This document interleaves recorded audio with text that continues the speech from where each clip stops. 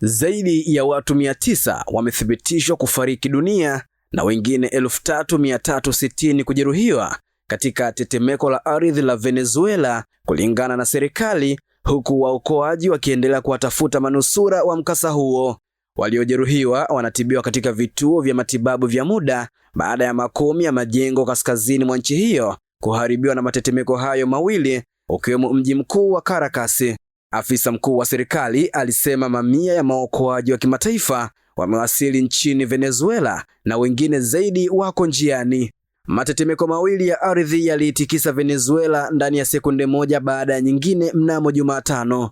Tetemeko la pili lililokuwa na ukubwa wa 7.5 lilikuwa mojawapo ya matetemeko makubwa zaidi kuwahi kuikumba nchi hiyo katika karne moja.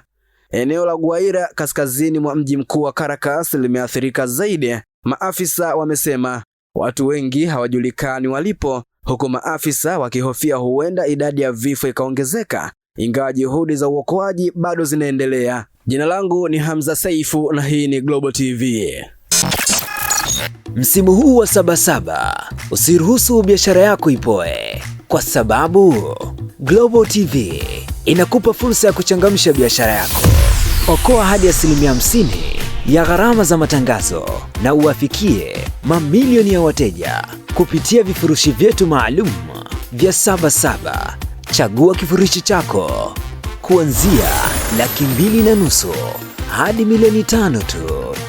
Matangazo ya mitandao ya kijamii, Reels, radio na YouTube pre-rolls, vyote vipo kwa ajili yako. Ofa hii ni kwa msimu huu wa Sabasaba tu. Wahi sasa.